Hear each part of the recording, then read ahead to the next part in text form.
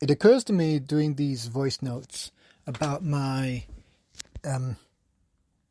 process of trying to discover what's stopping me and then resolving it.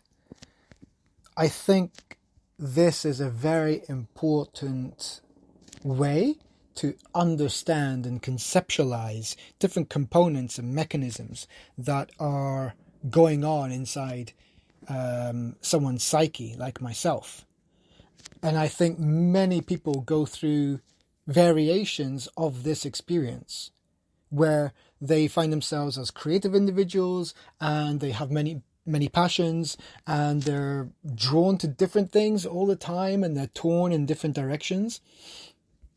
And they have the same characteristics as being perhaps forgetful and non-committal and always thinking of the new idea but then not following through. All these patterns that I've experienced and shown. I'm sure multiple people within society fall under that same kind of categorization, and so if they do, they might have the same sticking points as I do. I think that's a generalized statement, but I think that's a generalized truth. This kind of characteristic, this creative, I think we all suffer the same setbacks. And so if I was to overcome my own inhibitions and understand these concepts or, constructs, whatever you want to call them,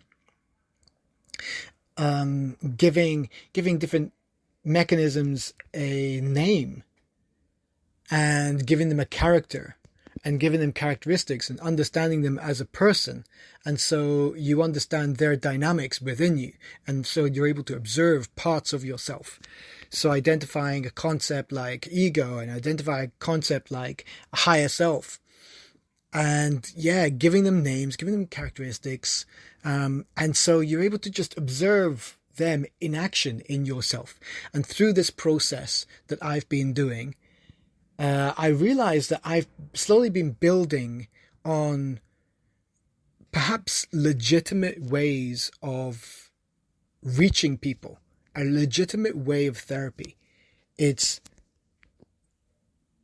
believing in this kind of storyline, this narrative, and practicing this way of seeing internal mechanisms and constructs, watching them from afar, admitting to them, putting them out there, talking about them so that they're exposed and they're not just dark little truths that you bury away because you're too fearful.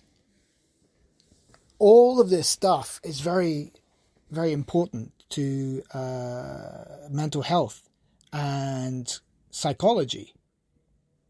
So I think I'm able to unpick the mysteries of my own self, and hopefully, if I'm a success story, as I believe I will be, then these voice notes too about my journey are the building blocks of potentially a new form of therapy, adding to my successes and proving that my theories, if followed correctly and understood correctly,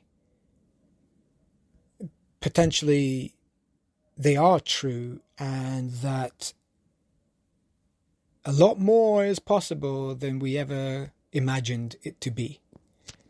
I think society in general has been picking up on threads of mystery, like, keys to the universe kind of stuff, where they're understanding like, oh, could this really be happening? And they're daring to push the boundaries, and they're daring to say, hey, I'm not crazy, but does this sound like too familiar and too truthful?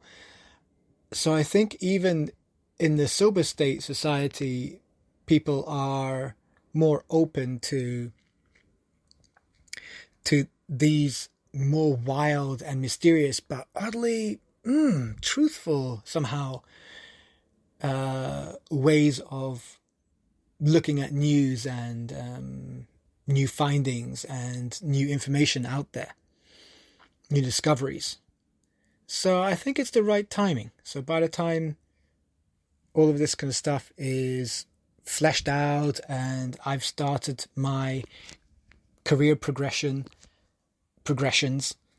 following higher frequencies, practicing what I preach, and yeah, if I'm able to actually practice what I preach and get the results that I've been envisioning and deserving, I prove that I can unlock myself and that I had great potential when I said so, when I believed so.